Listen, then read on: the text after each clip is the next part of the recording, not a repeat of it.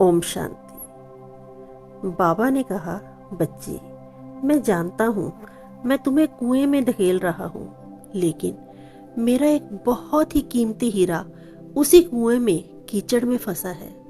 उसे वहां से निकालने के लिए तुम्हें कुएं में उतरना ही है, परंतु तुम्हारी कमर पर मैंने रस्सी बांधकर उसकी डोर अपने हाथ में ले ली है। तुम्हें डूबने न देने की जिम्मेवारी मेरी है। तुम उसे निकालो, फिर मैं तुम दोनों को ऊपर खींच लूंगा। ये शब्द हैं ब्रह्मा कुमारी चरणजीत अमृतसर के।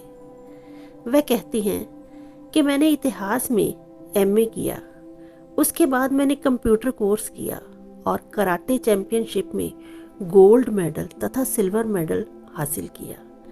पिताजी की इच्छा थी कि शादी से पहले लड़की नौकरी पर लग जाए तो किसी पर निर्भर न रहकर स्वाभिमान के साथ जीवन जी सकेगी। सिख धर्म के प्रति मेरी कट्टरता बहुत अधिक थी। सुबह नित नेम का पाठ, दोपहर में सुखमनी साहिब का पाठ, शाम को रहराज साहिब का पाठ और रात को कीर्तन सोहेला का पाठ करके फिर ही मुझे नींद आती थी। बीच में कुछ चालीसा पाठ, दुख भंजनी साहिब आदि भी शुरू किए रहती थी। जब तक गुरुद्वारे के प्रसाद से मुंह जूठा नहीं कर लेती थी तब तक कुछ खाती नहीं थी। एक दिन लगातार बरसात के कारण गलियों में कमर तक पानी बह रहा था।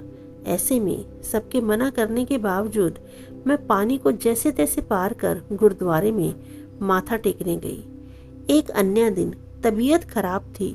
6:30 बजे सुबह जब आंख खुली तो नित नेम का पाठ पूरा होने को था, अर्थात नींद में ही पाठ समय पर चालू हो गया था। इतनी पक्की प्रैक्टिस हो गई थी कि सुषुप्त अवस्था में भी मन ने पाठ करने का काम चालू रखा था। ज्ञान मार्ग में आने पर अब सोचती हूँ कि आत्मिक स्थिति में रहने की प्रैक्टिस भक्ति के पाठों जैसी हो जाए तो विजय निश्चित है। एक दिन डाकघर में सरकारी नौकरी के लिए अर्जी दी।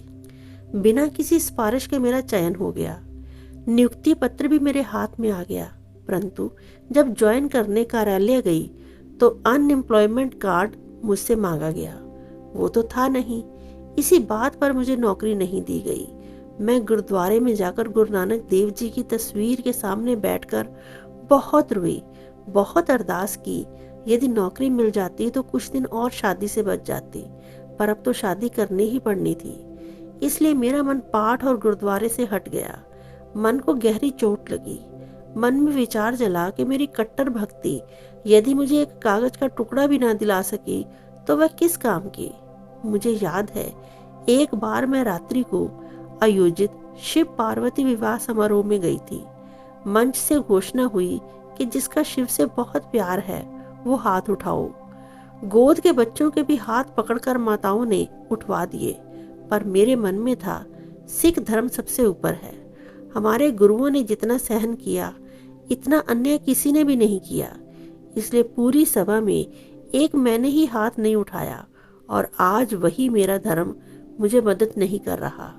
मेरा दुख मेरी आंखों से अनवरत बहता रहा। इसके बाद किसी ने मुझे बताया कि शिवजी असंभव को भी संभव कर देते हैं। मैंने सोचा शायद यही मुझे नौकरी दे दे, इसलिए सोमवार के व्रत प्रारंभ कर दिए। उस समय तो देहधारी शंकर को ही शिव मानते थे, परंतु मुझे सपनों में सांप दिखाई देने लगे। पुजारी ने शिवलिंग पर जल चढ़ाने, शिव पुराण पढ़ने की सलाह दी। मैंने ये सब भी किया। बेलपत्तर, अक, धतूरा, भांग, जल सब कुछ चढ़ाया, पर फायदा नहीं हुआ। और एक रात सपने में देखा कि शंकर जी मुझे मारने मेरे पीछे दौड़ रहे हैं। फिर मैंने सोचा इनसे तो गुरु नानक देव ही अच्छे थे, कम से कम मारते तो नहीं थे। यहाँ तो कभी सांप कभी मार, अब क्या करूं। वास्तव में सपने तो अपनी मनस्थिति के प्रतिबिंब होते हैं। मेरा अपना जीवन ही उलझा हुआ था तो मुझे सपने भी उलझन में डालने वाले ही दिखते थे। बाकी कोई देवता किसी को मारे तो वो देवता कैसा। देवता तो गुण मूर्त और प्रेम मूर्त होते हैं। ये बात ज्ञान में आने पर समझ पाई हूँ। तीसरी बार शिव पुराण का पाठ पूरा करके मैं शिव भक्ति से भी उपराम सी हो गई। उस समय टीवी में सुधांशु महाराज जी का प्रवचन चल रहा था। मैंने सोचा क्यों ना इनको गुरु बना लूं। भगवान तो बात करते नहीं, केवल पूजा पाठ करवाते हैं, फल तो देते नहीं, गुरु से तो मार्गदर्शन भी मिलेगा। इनके माध्यम से ज्ञान और भगवान दोनों मिल जाएंगे। ऐसा सोचते सोचते आंख लग गई। पाठक समझ सकते हैं कि भगवान के सत्य परिचय के अभाव के कारण एक भक्त का मन कितना डावाडोल और स्वार्थ पूर्ति, इच्छा पूर्ति के भंवर में उलझा रहता है। अनेक प्रकार के अनुसार कुशंकाएं, अंधश्रद्धा और अर्थहीन रीतियों का पालन करते करते वह हताश हो जाता है। मेरी हालत भी ऐसी ही थी, परंतु भगवान ने मुझे इस भटकन से बाहर निकाल लिया। कुछ समय बाद माताजी ने मुझे जगाया और एक पर्चा मेरे हाथ में थमाकर कहा, इसमें लिखा है कि शिवजी किसी के तन में आकर बोलते हैं। ये सुनते ही मेरी तो पूरी नींद उड़ गई। सुधांशु महाराज से बात करने का निश्चय समाप्त हो गया और सोचा क्यों ना सीधा शिवजी से ही बात करके पूछूं कि मेरी मनोकामनाएं पूर्ण क्यों नहीं हो रही। मैंने पर्चे वाला फोन नंबर मिलाया तो उधर से उत्तर आया कि कल आना, माताजी चिकित्सा विभाग में सेवारत हैं। उन्होंने अगले दिन छुट्टी ली और उनके साथ मैं ब्रह्मा कुमारी आश्रम लुधियाना पहुंच गई। आश्रम में पांव रखते ही मुझे महसूस हुआ कि लंबे अरसे के बाद मैं अपने घर पहुंच गई हूँ। सोफे पर बैठकर पहले तो मैंने घर जैसी भासना का आनंद लिया। सामने प्यारे ब्रह्मा बाबा का चित्र था। मुझे ऐसे लगा कि इनका कोई सोने चांदी का व्यापार है और ये मेरे बहुत ही नजदीक हैं। इनको मैं अच्छे से जानती हूँ, पर इससे पहले कहाँ देखा है वो याद नहीं आ रहा है। आश्रम की बहनें ऊपर की मंजिल पर ही रह रही थी। मैंने उनसे पूछा, क्या ये बाबा ऊपर रहते हैं? अगर इस समय विश्राम ना कर रहे हों तो कृपया नीचे बुलाइए, मैं मिलना चाहती हूँ। बहन जी ने बताया, बाबा तो अव्यक्त हो चुके हैं। उन्होंने हमें अगले दिन से ज्ञान कोर्स प्रारंभ करने का समय दे दिया। जैसे ही सेंटर से घर पहुंची, पिताजी ने समाचार सुना दिया कि अमृतसर पंजाब का भारतीय नौसेना में कार्यरत लड़का आपकी शादी के लिए चुन लिया गया है। 3 दिन बाद सगाई की रस्म भी हो गई। मैंने भी आनाकानी नहीं की, ना चाहते भी हाँ कर दी, क्योंकि कोई और चारा ही नहीं था। नौकरी नहीं मिली तो शादी तो करनी ही थी। दुनिया का तो यही चलन है। सेंटर पर मेरा ज्ञान कोर्स चालू था। सगाई के अगले दिन मुझे वो पाठ पढ़ाया गया जिसमें मुझे बताया गया कि नौकरी और शादी के अलावा किसी भी कन्या के लिए एक तीसरा रास्ता भी है, और वो है आजीवन ब्रह्मचर्य में रहकर ईश्वरीय सेवा द्वारा वह अपना जीवन देवी तुल्य बना सकती है। मुझे तो यही चाहिए था, पर अब क्या हो सकता था। बाजी हाथ से निकल चुकी थी। 7 माह बाद शादी होनी तय थी। दोनों घर तैयारियों में जुट गए थे और मैं अपने सच्चे साजन शिव को रिझाने में लगी थी कि शायद अब भी वो मुझे हारी हुई बाजी जिता दे, आजीवन पवित्र रहने का मेरा सपना साकार कर दे और कैसे भी आकर आत्मा पर पड़ने वाली बेड़ियों को काट कर मुझे स्वतंत्र कर दे। मैं आश्रम जाती रही, ज्ञान योग में आगे बढ़ती रही। खान पान की शुद्धता पक्की हो गई। माताजी ने कहा, ये शुद्धि अगले घर में ना निभ सकी तो क्या करोगी?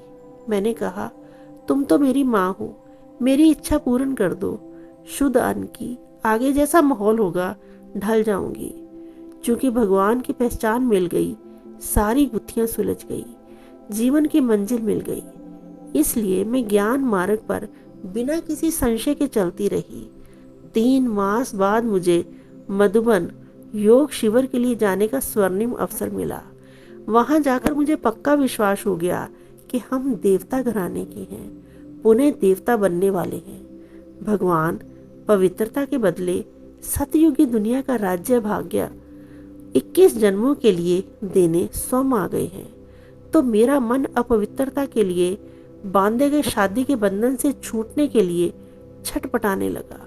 मैंने वही आबू से ही अपने होने वाले साथी से फोन पर बातचीत की, ईश्वरीय ज्ञान का थोड़ा परिचय दिया और कहा, देखो हम आपके लिए अपना घर परिवार सब छोड़ देंगे, तो क्या आप हमारे लिए इतना भी नहीं करेंगे कि हमें भगवान से मिलने में सहयोग दें? आप भी मिले, मैं भी मिलूं, फिर हम संसारिक जीवन जी लेंगे। भगवान की मदद का ऐसा चमत्कार हुआ कि इन्होंने हाँ कर दी। मैं कुछ अस्वस्थ हुई, पर मन में शंका कुशंका का चक्कर तो चलता ही है ना। ज्ञान से भरपूर होकर आबू से वापस लौटी। एक दिन आश्रम से घर लौटते हुए रास्ते में एक चौराहे पर रुकी। बाबा के अलावा सारा संसार आंखों से मानो ओझल था। बाबा से ही सवाल जवाब की कड़ी जुड़ी थी। तभी मुझे बाबा की तरफ से एक आश्वासन मिला। बाबा ने कहा, बच्ची, मैं जानता हूं मैं तुम्हें कुएं में धकेल रहा हूं, लेकिन मेरा एक बहुत ही कीमती हीरा उसी कुएं में कीचड़ में फंसा है। उसे वहां से निकालने के लिए तुम्हें कुएं में उतरना ही है। परंतु तुम्हारी कमर पर मैंने रस्सी बांधकर उसकी डोर अपने हाथ में ले ली है। तुम्हें डूबने न देने की जिम्मेवारी मेरी है। तुम उसे निकालो, फिर मैं तुम दोनों को ऊपर खींच लूंगा। भगवान के इस आश्वासन से मैं आश्वस्त हो गई। जब स्वयं भगवान ने मुझे पवित्र रखने का वायदा कर लिया तो मैंने खुशी खुशी शादी कर ली। किसी मंदिर में चलने वाले सत्संग की तरह बहुत ही सात्विकता से मेरी शादी हुई। भगवान तो मेरे जीवन की डोर को पकड़े ही हुए थे, हर पल मेरे साथ थे। पर्स में शिव बाबा का छोटा नाइट प्लग मैंने ढालकर रख लिया था। ससुराल पहुंचते ही मेरी अलमारी से सामान निकालने के लिए जब मामी सास को मैंने चाबी दी तो उसकी नज़र पर्स में रखे बाबा के नाइट प्लग पर पड़ गई। उसने पूछा, ये क्या? मैंने कहा, मैं ज्ञान में चलती हूँ। उसने कहा, मैं भी 10 वर्षों से चलती हूँ, पर बंधेली हूँ। अच्छा, तेरे भोजन का प्रबंध मैं ही कर देती हूँ। मामी सास ने सारे परिवार को कह दिया कि मुझे तो 2 दिन ही रहना है। इन 2 दिनों में मैं बहू को अपने हाथ से बनाकर खिलाऊंगी। तुम तो सारा जीवन खिलाते रहना। और फिर मैं बिना प्याज लहसुन का भोजन बनाकर ले आई। इस प्रकार जीवन की डोर थामने वाले प्रिय प्रभु ने उस अनजान घर में भी मेरे बिना सोचे ही शुद्ध भोजन की व्यवस्था करा दी। इससे ज्यादा उनके प्यार का और क्या सबूत होगा। मेरे युगल की बुद्धि की डोर भी भगवान ने बड़ी युक्ति से अपने हाथ में ले ली थी। हम दोनों ही कठपुतलियों की डोर अपने हाथ में पकड़े भगवान हमें झुला रहे थे, नए नए दृश्य दिखा रहे थे और अनुभवी बना रहे थे। संभाल की पूरी जिम्मेवारी प्रभु ने उठाई हुई थी। युगल शादी के लिए कार्यालय से छुट्टी लेकर जब अमृतसर आ रहे थे तो रास्ते में एक जगह सड़क पर मृत शरीर पड़ा होने के कारण यातायात रुक गया। उन्हें डर था कि इससे तो मेरी आगे की ट्रेन निकल जाएगी। तभी इनको याद आया कि मेरी होने वाली पत्नी किसी बाबा के बारे में बात करती है। उन बाबा से बात करके देखता हूँ, शायद मदद मिल जाए। उन्होंने खुद तो कभी पाठ पूजा किया नहीं, भगवान को कैसे याद करते हैं ये भी जाना नहीं। बस मन ही मन यही कहा कि बाबा आप कहाँ हो मुझे नहीं पता, लेकिन आप मुझे सहयोग दो। इतना कहते ही एम्बुलेंस आई, मृत शरीर को ले गई और जिस मार्ग के 8-10 घंटे तक भी साफ होने की संभावना नहीं थी वह पल में साफ हो गया। ड्रामा का ये दृश्य मेरे युगल की बुद्धि में भगवान के प्रति प्यार, विश्वास, श्रद्धा और समर्पण का भाव जागृत करने के निमित्त बन गया। उन्हें संकल्प उठा कि ऐसे बाबा को तो देखना चाहिए, जानना चाहिए, मिलना चाहिए। इस मदद के बहाने भगवान ने इनकी बुद्धि की डोर मानो अपने से कसकर जोड़ ली हो। शादी के दूसरे दिन अमृतसर के स्वर्ण मंदिर में माथा टेकने जाना था। हम दोनों स्कूटर पर स्वर्ण मंदिर होते हुए आगे लॉरेंस रोड ब्रह्मा कुमारी सेवा केंद्र पर पहुंच गए। मेरे युगल का ज्ञान कोर्स वहां चालू हो गया। इनकी 10 दिन की छुट्टियां कोर्स करने में और नाते रिश्तेदारों से मिलने मिलाने में पूरी हुई। अगली बार ये जनवरी 2003 में 15 दिन की छुट्टी पर आए। मुझे इसी समय का इंतजार था। मैं इनको लेकर मधुबन बाबा के घर आ गई। 18 जनवरी को दोनों बाबा से मिले। इस जन्म में तो इन्होंने भक्ति नहीं की, पर पूर्व की संचित भक्ति का फल इनको ये मिला कि गुलजार दादी के माध्यम से इन्होंने प्यारे बाप दादा को पहचान लिया। आज तो यही कहते हैं कि शुक्रिया बाप दादा जो हमें आपने अपनाया और बाल ब्रह्मचारी बनाकर रखा। बाबा ने मुझे कहा था, मैं तुमको हीरा लाने के लिए कुएं में उतार रहा हूँ। कितने सत्य सिद्ध हुए ये बोल।